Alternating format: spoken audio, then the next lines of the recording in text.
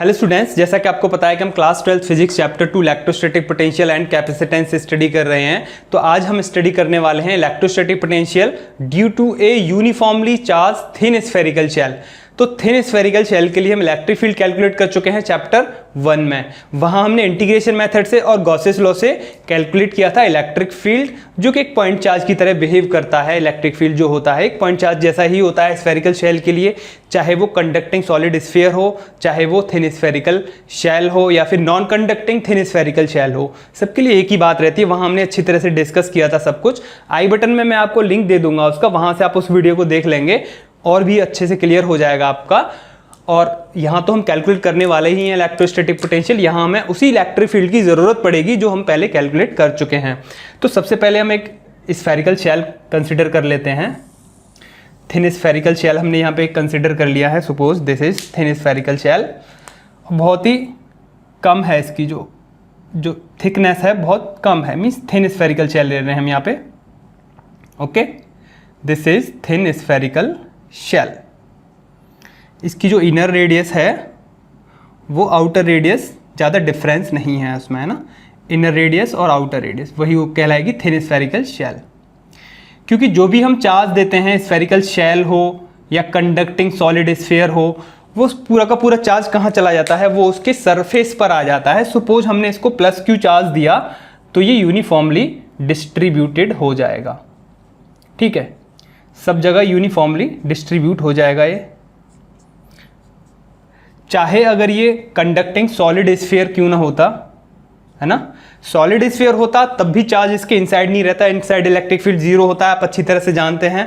Previous lectures में हम इस चीज़ को डिस्कस कर चुके हैं। तो जो भी हमने प्लस क्यू चार्ज दिया, सपोज प्लस क्यू चार्ज दिया इस स्फेरिकल शेल को, तो इसके सरफेस पर ये स्प्रेड हो गया, यूनिफॉर्मली डिस्ट्रीब्यूटेड हो गया। अब हमें इसके सेंटर से यहाँ पे एक पॉइंट है P, मान लिया हमने, यहाँ से एक पॉइंट P है। इस पॉइंट P पर हमें इलेक्ट्रोस्टैटिक पोटेंशियल V कैलकुलेट करना है।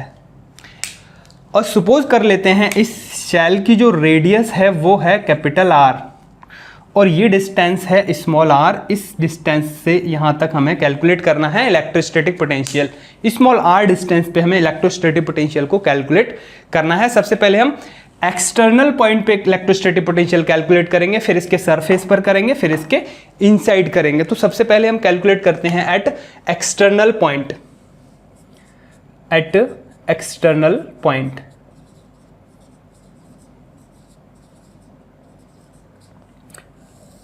सिंपल है, हम इलेक्ट्रोस्टैटिक पोटेंशियल कैलकुलेट करने वाले हैं।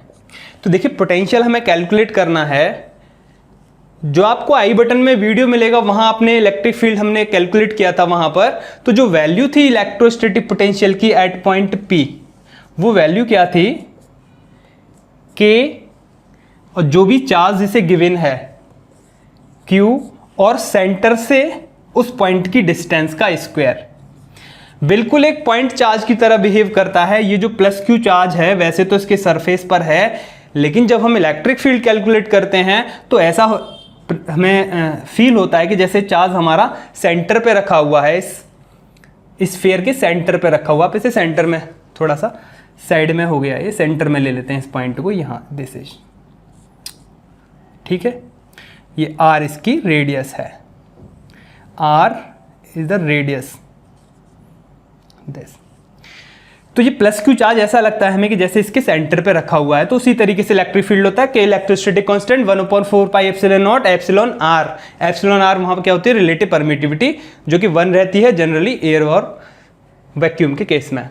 तो इलेक्ट्रिक फील्ड कितना होगा इस पॉइंट पे, यहां से यहां तक की डिस्टेंस, उसका स्क्वायर, जैसे पॉइंट चार्ज के लिए होता है वैसे ही। तो हम अच्छी तरह से जानते हैं इलेक्ट्रिक पोटेंशियल क्या होता है, रिलेशन क्या है electric potential and electric field में, क्या रिलेशन रहता है, E into R, V equals to E into R. ये रिलेशन होता है सिंपल पोटेंशियल और इलेक्ट्रिक फील्ड का। तो यहाँ हम E की जो वैल्यू पुट करेंगे अगर, तो क्या आएगी value, K Q R square into R। तो इलेक्ट्रिक पोटेंशियल कितना हो जाएगा, K Q अपॉन R। ये भी बिल्कुल वैसे ही है जैसे एक पॉइंट चार्ज के लिए हम इलेक्ट्रोस्टैटिक पोटेंशियल कैलकुलेट करते हैं। और देखिए, अगर आपको ये वैल्यू नहीं पता ठीक है। इस वैल्यू को भी आप निकालना चाहते हैं तो सिंपल आप गॉसेस लॉ से भी निकाल सकते हैं इसे। गॉसेस लॉ से आप कैसे निकालेंगे इसे, अभी मैं बता देता हूं आपको 1 मिनट में। यहां से आप एक गॉसियन सरफेस ड्रॉ करेंगे। सबसे पहले हम ये गॉसियन सरफेस ड्रॉ करेंगे और कोई भी एक स्मॉल सरफेस एलिमेंट लेंगे, एरिया एलिमेंट लेंगे ds, ठीक है। ds एरिया एलिमेंट लेंगे, इसी डायरेक्शन में इलेक्ट्रिक फील्ड होगा, इसी डायरेक्शन में सरफेस एरिया एलिमेंट होगा, जो कि हम इस वीडियो में कैलकुलेट कर चुके हैं। सिंपल मैं आपको शॉर्ट बता रहा हूं।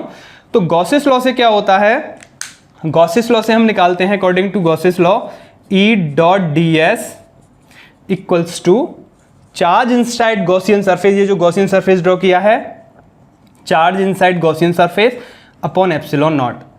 E और ds के बीच में एंगल क्या होगा, क्योंकि इलेक्ट्रिक फील्ड की डायरेक्शन क्या होगी, अवे फ्रॉम दिस शैल होगी। सिंपल, इस डायरेक्शन में होगा इलेक्ट्रिक फील्ड। ये आपको थोड़ा सा एंगल पे लग रहा होगा, इसको मैं सीधे कर देता हूँ, दिस, ये दिस। E और ds दोनों ही इसी डायरेक्शन में होंगे। 0 डिग्री एंगल होगा तो E ds हो जाएगा, ये E ds cos 0, value 1 cos 0 की। Q इनसाइड कितना चार्ज है, capital Q upon epsilon naught. E क्योंकि हमें कैलकुलेट करना है, और वैसे भी इस पॉइंट पे मैग्नीट्यूड तो सब जगह इस डिस्टेंस पर क्या रहेगा, कांस्टेंट रहेगा, तो इसे हम बाहर कर देंगे E ds Q upon epsilon not. Total surface area क्या होगा इस गॉसियन सरफेस का, क्योंकि गॉसियन सरफेस r रेडियस का एक स्फेरिकल सरफेस है, तो उसका सरफेस एरिया कितना होगा, 4 pi small r square equals to Q upon epsilon naught. तो E कितना हो जाएगा, 1 अपॉन 4 पाई एप्सिलॉन नॉट को ले लेते हैं इसके साथ, into Q upon r square. तो इस स्फेरिकल शेल के लिए इलेक्ट्रिक फील्ड क्या होगा, ये होगा। वैसे भी हम पहले कैलकुलेट कर चुके हैं इस चीज़ को, यही हमने बताया है। इसको K बोल देते हैं, ये इलेक्ट्रोस्टैटिक कांस्टेंट है, तो इसे हम लिख सकते हैं K Q upon r square. वही है, पॉइंट चार्ज की तरह ही वर्क करता है। तो इलेक्ट्रिक पोटेंशियल कितना हो जाएगा, V equals to K Q upon R। तो ये होगा electric potential at external point. इसकी ज़रूरत नहीं है गॉसियन सरफेस की अब हमें यहाँ पे, सिंपल मैंने आपको शॉर्ट में बता दिया है। ओके, इसे हटा देते हैं। अभी हमने इस P पॉइंट पे जो एक्सटर्नल पॉइंट था, आउटसाइड था, इस शेल से आउटसाइड पॉइंट था P, वहां हमने इलेक्ट्रिक पोटेंशियल कैलकुलेट कर लिया। अब हम कैलकुलेट करते हैं at the surface of the shell, at the surface of the shell. जो शेल गिवन है इसके सरफेस पे चेक करते हैं हम। देखिए सरफेस के लिए क्या हो जाएगा, स्मॉल r कैपिटल R के बराबर हो जाएगा, क्योंकि सरफेस तक की डिस्टेंस क्या है, कैपिटल R है। यहां से यहां तक डिस्टेंस क्या है, कैपिटल R। तो small r equals to capital R put कर देंगे हम। इसमें क्या पुट करना होगा, मैं small r equals to capital R, इसका यूज करेंगे। यहां हम स्मॉल r की जगह यूज कर लेंगे V इक्वल्स टू क्या हो जाएगा, K Q upon capital R। तो ये वैल्यू रहेगी इलेक्ट्रोस्टैटिक पोटेंशियल की at the surface of shell. अब हम एक इनसाइड पॉइंट लेते हैं, इनसाइड पॉइंट लेते हैं, इसे थोड़ा सा हल्का कर लेते हैं फिगर को, बहुत ज़्यादा कचड़ा इकट्ठा हो जाता है। यहाँ एक हमने एक पॉइंट ले लिया, इनसाइड पॉइंट ले लिया P। अभी कहाँ था P, यहाँ पर सरफेस पर। सरफेस से कहाँ आ गया, इनसाइड। अब हम इनसाइड चेक करेंगे, इनसाइड पॉइंट पे चेक करेंगे, inside the shell. Inside the shell electrostatic potential की वैल्यू क्या रहेगी, ये हम चेक कर लेते हैं। देखिए हम अच्छी तरह से जानते हैं किसी भी कंडक्टर के अंदर इलेक्ट्रिक फील्ड 0 होता है, इलेक्ट्रिक फील्ड 0 रहता है इनसाइड कंडक्टर। हम अच्छी तरह से इस चीज को समझ चुके हैं प्रीवियस लेक्चर में, और उस वीडियो में देख लेंगे आप, और कई बार इस चीज को डिस्कस कर चुके हैं, क्योंकि जो भी चार्ज होता है वो उसके सरफेस पर स्प्रेड हो जाता है, और किसी भी पॉइंट पे, इनसाइड पॉइंट पे इलेक्ट्रिक फील्ड 0 रहता है। और आप इसे ऐसे भी समझ सकते हैं कि इस पॉइंट पर हम इलेक्ट्रिक फील्ड देखें इस प्लस चार्ज की वजह से, तो क्या होगा, इस डायरेक्शन में होगा, और इसके जस्ट अपोजिट अगर यहाँ पर प्लस चार्ज है, उसकी वजह से इलेक्ट्रिक फील्ड इसके जस्ट अपोजिट रहेगा। तो इन दोनों चार्जेस के लिए इक्वल और अपोजिट चार्जेस हैं ये, ठीक है। तो अपोजिट इलेक्ट्रिक फील्ड हो जाएगा दोनों के लिए, इसके लिए इस डायरेक्शन में होगा, इसके लिए इस डायरेक्शन में होगा। तो सेंटर पे ही अगर हम बात करें तो इलेक्ट्रिक फील्ड इन दोनों चार्जेस की वजह से जीरो हो गया। ऐसे ही सबको मिला के हम सबके, क्योंकि करेस्पॉन्डिंग अपोजिट चार्जेस होंगे, सबके लिए इक्वल और अपोजिट इलेक्ट्रिक फील्ड होगा सेंटर पे, तो होगा क्या कि सेंटर पे ही हम चेक करेंगे तो इलेक्ट्रिक फील्ड जीरो हो जाएगा। ऐसे ही किसी भी पॉइंट पे हम चेक करते हैं, क्योंकि इस पॉइंट पे चेक करेंगे तो ये इस तरीके से समझ लेंगे हम इसे कि इधर का पार्ट स्फीयर का या शेल का और इधर का पार्ट, इधर के पार्ट की वजह से इलेक्ट्रिक फील्ड इस डायरेक्शन में होगा और इधर के पार्ट की वजह से इलेक्ट्रिक फील्ड नेट अगर इस डायरेक्शन में होगा, क्योंकि यहां से यहां तक की डिस्टेंस कम है, यहां से यहां तक की डिस्टेंस ज्यादा है, तो इलेक्ट्रिक फील्ड कमजोर होगा, लेकिन ये ज्यादा चार्ज भी है साथ में। तो ये जो इलेक्ट्रिक फील्ड होगा इस डायरेक्शन में जो इलेक्ट्रिक फील्ड होगा, क्योंकि ये पास है लेकिन चार्ज कम है ना, इसकी वैल्यू इतने पार्ट की वजह से जो इलेक्ट्रिक फील्ड होगा और इतने पार्ट की वजह से जो इलेक्ट्रिक फील्ड होगा वो इक्वल और अपोजिट होगा इसी पॉइंट पे, तो इलेक्ट्रिक फील्ड क्या होगा, जीरो होगा। तो inside the conductor electric field क्या रहता है, जीरो रहता है। ओके, तो इस चीज की यहां हमें जरूरत नहीं है, इसे हटा देते हैं। पहले भी कई बार डिस्कस कर चुके हैं इस बात को हम। इलेक्ट्रिक फील्ड किसी भी पॉइंट पे देखें, यहां सब जगह क्या रहता है, जीरो रहता है। तो इसी क्लू का हम यहाँ पे यूज करेंगे, इलेक्ट्रिक फील्ड क्या रहता है, जीरो। तो एक चीज आप अच्छी तरह से जानते हैं कि dv अपॉन dr जो पोटेंशियल ग्रेडियंट होता है, E इक्वल्स टू ये होता है माइनस dv अपॉन dr, है ना। अलोंग द फील्ड जाते तो माइनस होता है, अपोजिट टू द फील्ड आते तो यहाँ पॉजिटिव चार्ज हो, पॉजिटिव आती है इसकी जगह जो वैल्यू आती है, कुछ भी ले लीजिए आप यहाँ पे, लेकिन E जीरो है साथ में, तो dv अपॉन dr क्या हो जाएगा, यहाँ हमारा जीरो हो जाएगा और dv कितना हो जाएगा, जीरो। dv अपॉन dr क्यों जीरो होगा, क्योंकि E जीरो है, E क्या ले लिया हमने, जीरो। तो पोटेंशियल डिफरेंस क्या हो गया, जीरो हो गया किसी भी दो पॉइंट के बीच में।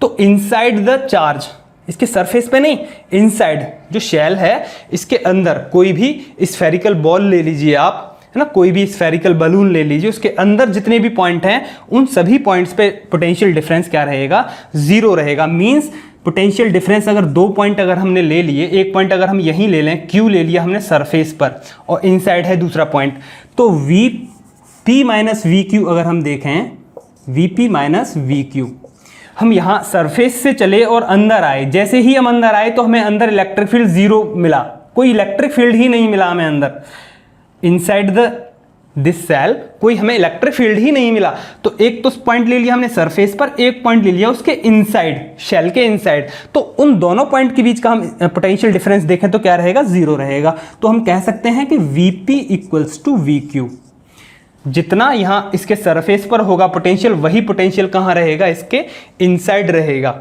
और सरफेस पर कितना पोटेंशियल है, ये V equals to KQ upon R। तो हमें Vp पता करना है, तो कितना हो जाएगा, KQ upon R, sorry capital R जो इसकी रेडियस है, this R is radius of this shell. तो जितना सरफेस पर होगा पोटेंशियल उतना ही कहां होगा, inside the shell. Inside the shell सभी पॉइंट्स पर पोटेंशियल वही रहेगा। तो कोई भी शेल है उसके सरफेस और उसके इनसाइड या सेंटर कहीं पर भी आप चेक कर लो, जो पोटेंशियल है वो वही रहेगा, सेम रहेगा, इक्वल रहेगा पोटेंशियल, क्योंकि पोटेंशियल डिफरेंस क्या होता है, जीरो रहता है।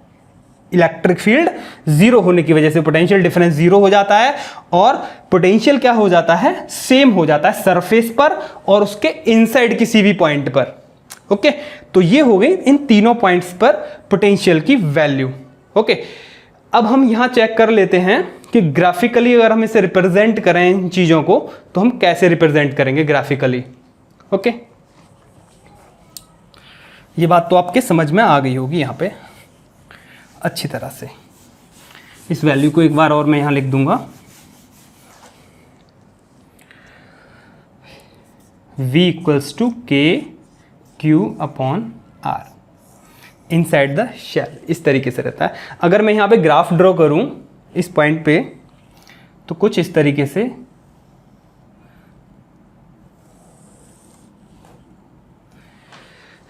ये अगर x एक्सिस है, सॉरी y एक्सिस है, ये अगर ये x एक्सिस ले लिया हमने, ये ओरिजिन ले लिया। ओके, तो हम यहां देखते हैं सेंटर से लेके इस सरफेस तक पोटेंशियल वही है, सेम पोटेंशियल है। एक वैल्यू है पोटेंशियल की, नॉन जीरो वैल्यू है, तो पोटेंशियल v ले लेते हैं y एक्सिस पे और डिस्टेंस r ले लेते हैं हम x एक्सिस पर। x एक्सिस पर हम डिस्टेंस ले लेते हैं और y एक्सिस पर हम पोटेंशियल की वैल्यू ले लेते हैं। तो v क्योंकि नॉन जीरो है तो नॉन जीरो कहीं भी हमने यहाँ मान लिया, तो सेंटर तक, सेंटर का जो पॉइंट है यहाँ तक जो पोटेंशियल है वो क्या रहेगा, कांस्टेंट रहेगा। सेम एक लाइन आएगी जो पैरेलल होगी एक्स एक्सिस के। जैसे जैसे डिस्टेंस बढ़ेगी लेकिन पोटेंशियल क्या रहेगा, कांस्टेंट रहेगा। सेंटर से लेके सरफेस तक पोटेंशियल क्या रहेगा, कांस्टेंट रहेगा। तो हमें एक पैरेलल लाइन मिल जाएगी जो एक्स एक्सिस के पैरेलल होगी। तो ये हो जाएगा पोटेंशियल सेंटर से लेके सरफेस तक। फिर सरफेस के बाद क्या होगा, जैसे जैसे डिस्टेंस बढ़ेगी, एक्सटर्नल पॉइंट पर लेंगे तो जैसे जैसे r की वैल्यू बढ़ेगी, स्मॉल r वैल्यू इंक्रीज होगी, जो स्मॉल r था यहाँ तक, पोटेंशियल क्या होता जाएगा, कमजोर होता जाएगा, वीक होता जाएगा। r की वैल्यू इंक्रीज होगी तो पोटेंशियल घटेगा, है ना। तो फिर कुछ इस तरीके से ये कम होता जाएगा, जैसे पहले हम चेक कर चुके थे इलेक्ट्रिक फील्ड वाला ग्राफ जो था, कुछ इस तरीके से, लाइक दिस।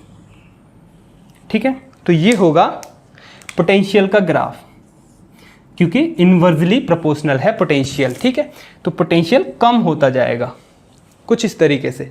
तो ये ग्राफिकली रिप्रेजेंटेशन है इसके लिए, शेल के लिए। ये आउटसाइड द शेल है, यहाँ तक, ये सरफेस तक था पॉइंट, ये उसके बाद, ठीक है, सरफेस के बाद जो पॉइंट होगा। तो ये पोटेंशियल का ग्राफिकल रिप्रेजेंटेशन हो जाएगा। और देखिए साथ ही हम बिल्कुल ये पॉइंट चार्ज की तरह काम कर रहा है। इसके लिए इलेक्ट्रिक फील्ड को भी हम इसी तरह से कैलकुलेट कर चुके थे, क्योंकि इलेक्ट्रिक फील्ड का ग्राफ क्या रहता था, वहाँ पे जीरो रहता था। यहाँ से यहाँ तक तो जीरो, इस तरीके से एक लाइन आएगी। अगर हम ई बना दें, ई लें इस एक्सिस पे, तो यहाँ से यहाँ तक एक लाइन आएगी, फिर अचानक से यहाँ बढ़ जाएगा, फिर इलेक्ट्रिक फील्ड का इस तरीके से ग्राफ बनेगा, जो कि हम पहले डिस्कस कर चुके हैं। ठीक है, तो ये रहेगा इसके लिए डेरिवेशन कंप्लीट।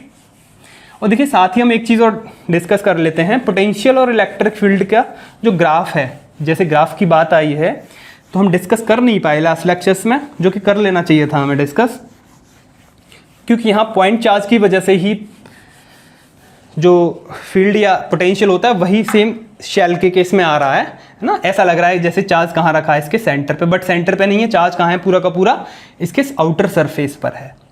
ठीक है, तो बिल्कुल बिहेव वही है ना, वैल्यूज वही हैं।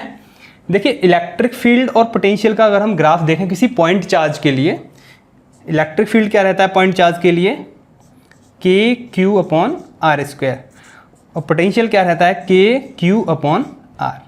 मीन्स इलेक्ट्रिक फील्ड जो होता है वो स्क्वायर के इन्वर्सली प्रोपोर्शनल रहता है, और पोटेंशियल ओनली इन्वर्सली प्रोपोर्शनल रहता है। तो इलेक्ट्रिक फील्ड और पोटेंशियल में अगर ग्राफ ड्रॉ करें, ये ओरिजिन है, ये एक्स एक्सिस है, ये वाई एक्सिस है, और ये डिस्टेंसेस हैं इस डायरेक्शन में। तो हम ग्राफ अगर ड्रॉ करें तो देखिए पोटेंशियल के लिए ग्राफ कुछ इस तरीके से आ रहा है ये। ठीक है, कुछ इस तरीके से आएगा ये पोटेंशियल का ग्राफ। साथ ही अगर हम इलेक्ट्रिक फील्ड का ग्राफ ड्रॉ करें तो वो कुछ इस तरीके से आएगा, कुछ इस तरीके से। ठीक है, ये पोटेंशियल का ग्राफ हो जाएगा और ये इलेक्ट्रिक फील्ड का जो ब्लैक वाला है। क्यों होगा, देखिए स्लोप पर डिपेंड करेगा। ठीक है, क्योंकि इलेक्ट्रिक फील्ड भी गिरेगा, पोटेंशियल भी गिरेगा, तो जो rate of change of electric field है विद रेस्पेक्ट टू डिस्टेंस वो ज़्यादा है। क्यों ज़्यादा है, क्योंकि ये आर स्क्वायर के साथ गिरेगा, ये ओनली आर के साथ गिरेगा। तो इसकी जो स्लोप है, किसी भी पॉइंट पर हम स्लोप देखेंगे तो यहाँ जो स्लोप होगी इस पॉइंट पर, ये स्लोप है, मान लेते हैं ये स्लोप है इलेक्ट्रिक फील्ड की। स्लोप क्या बताएगी, decrease of electric field with respect to distance, है ना। ये जो स्लोप होगी इस डायरेक्शन में डी ई और ये डी आर, है ना। ऐसे ही इसके जस्ट करेस्पॉन्डिंग अगर एक हम पॉइंट लेंगे, अगर पोटेंशियल की स्लोप देखेंगे हम तो ये क्या होगी, कम है थोड़ी सी, है ना, इसके कंपैरिजन में। इलेक्ट्रिक फील्ड की जो स्लोप है वो ज़्यादा है, और इसकी जो स्लोप होगी, पोटेंशियल वाला जो ग्राफ होगा उसकी स्लोप कम होगी। ये शो करेगा यहाँ पर कि जो स्लोप है वो इलेक्ट्रिक फील्ड की ज़्यादा है, इट मीन्स इलेक्ट्रिक फील्ड तेज़ी से गिर रहा है, इसकी स्लोप थोड़ी कम होगी। थोड़ा सा ग्राफ को आप और वैसे बनाएंगे हम। यहाँ हम देखें इसी पॉइंट पे ले लेते हैं, देखिए यहाँ पे एक पॉइंट ले लेते हैं, यहाँ ये इलेक्ट्रिक फील्ड की स्लोप हो जाएगी और इसके जस्ट करेस्पॉन्डिंग पोटेंशियल की स्लोप होगी कुछ इस तरीके से, ठीक है।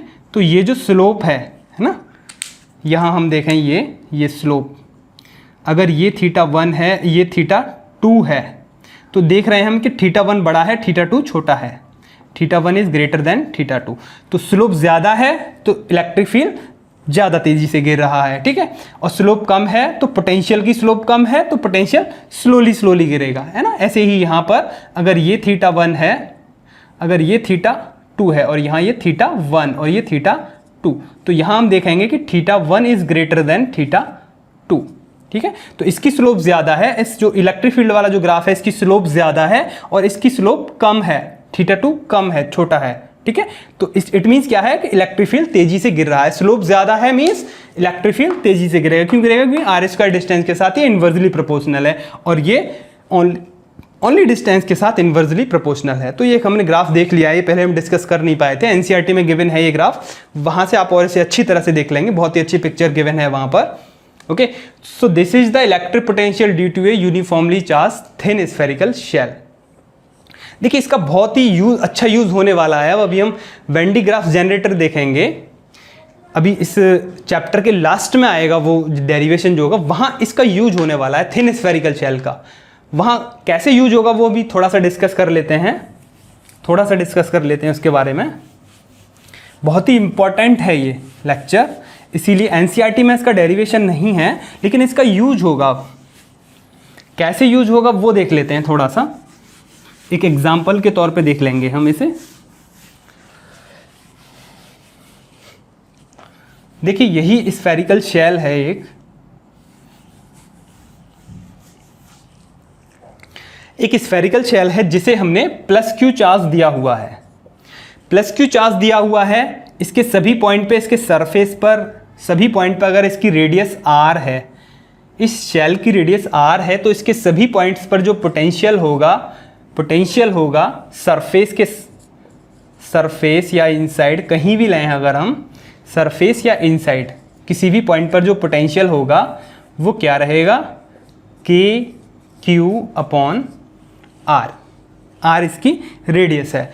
हमने क्या किया, एक छोटा सा होल किया इसमें और हमने सॉलिड स्फीयर लिया या फिर एक शेल लिया या सॉलिड स्फीयर लिया। ब्लैक से कर देते हैं इसे, थोड़ा सा डिफरेंट तो लगेगा।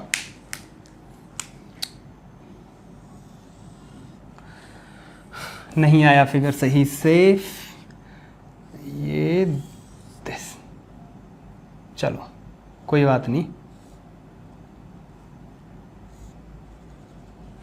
एक और हमने सॉलिड स्फीयर लिया और एक होल करके यहाँ हमने इसको सस्पेंड कर दिया, लटका दिया यहाँ पे हमने, ठीक है।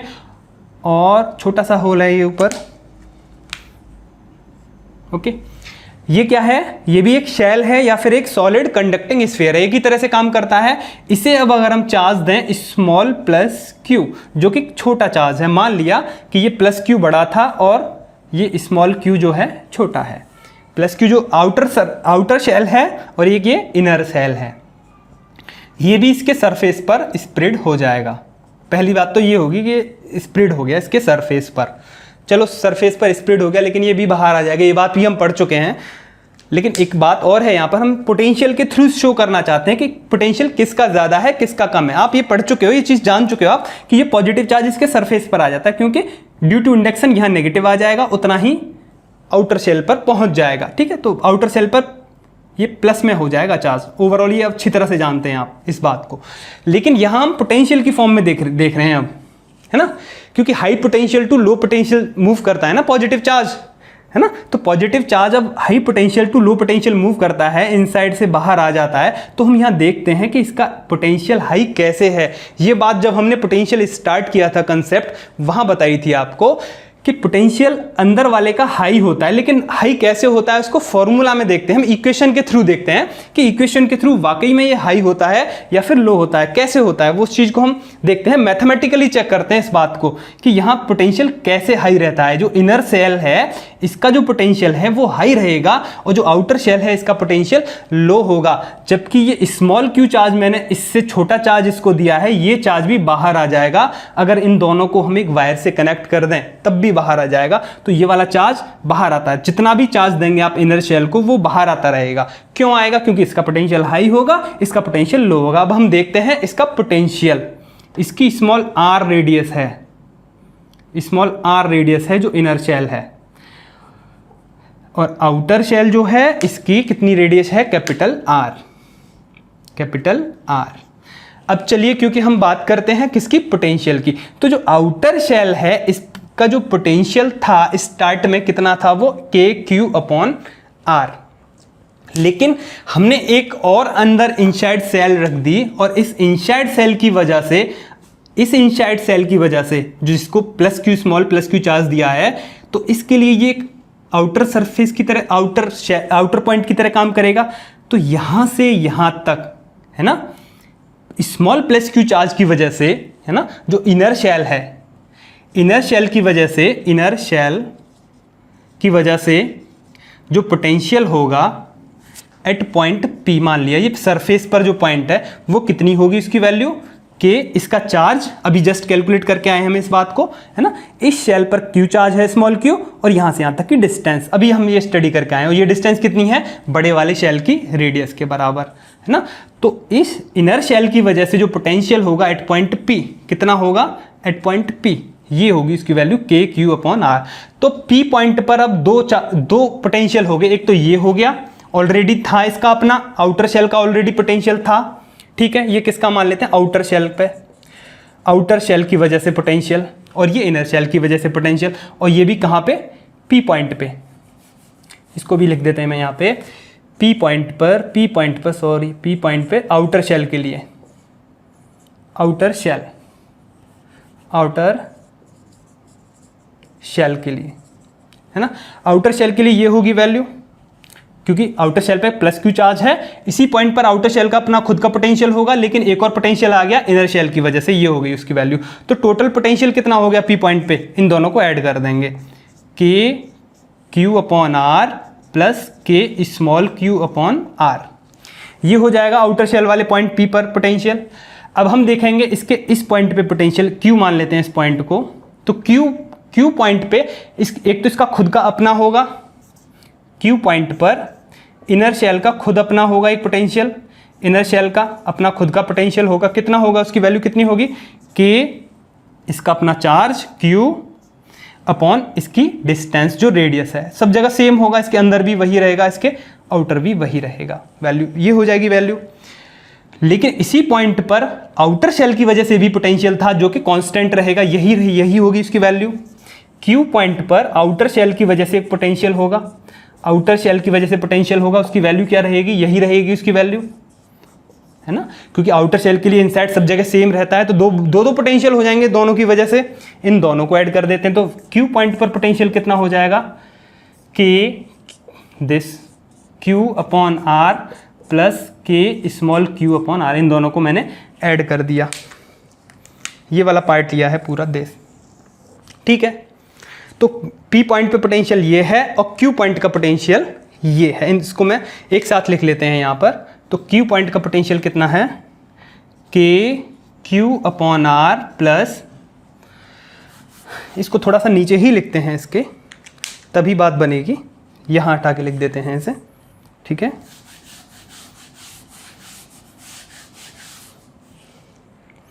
Q पॉइंट का पोटेंशियल के क्यू अपॉन आर प्लस के क्यू अपॉन स्मॉल आर, ठीक है। अब आप देख रहे हैं कि पोटेंशियल किसका ज़्यादा है? P पॉइंट का पोटेंशियल और Q पॉइंट का पोटेंशियल, इनका कंपैरिजन करते हैं। वही बात बताई थी मैंने कि इनर शेल और आउटर शेल दोनों का पोटेंशियल कंपैरिजन करेंगे, इनर शेल Q पॉइंट पर, आउटर शेल P पॉइंट पे। देखिए ये दोनों टर्म सेम है, दोनों ही टर्म सेम हैं ये, है ना, है कि नहीं, K Q upon R plus plus K small Q upon capital R. देखिए आप एक चीज़ देखिए यहाँ पे, capital R is greater than small R, ठीक है, आउटर शेल की रेडियस ज़्यादा है, इनर शेल की रेडियस कम है, तो ये जो वैल्यू है, इतनी जो टर्म है ये क्या होगी, बड़ी होगी। क्यू क्यू तो दोनों में है, देखिए जो न्यूमरेटर है दोनों का सेम है, लेकिन दोनों का डिनोमिनेटर डिफरेंट है, इसका डिनोमिनेटर बड़ा है, इसका डिनोमिनेटर छोटा है। इसका जब डिनोमिनेटर बड़ा है तो ये पूरी टर्म कैसी हो जाएगी, छोटी हो जाएगी, ये टर्म स्मॉल होगी और ये टर्म बड़ी होगी। ये तो दोनों का सेम था, तो इस टर्म में बड़ी टर्म ऐड होगी तो ये वैल्यू बड़ी होगी, और ये छोटी टर्म इसमें ऐड होगी तो ये वैल्यू छोटी होगी। तो हम कह सकते हैं कि V Q is greater than V R, sorry V P,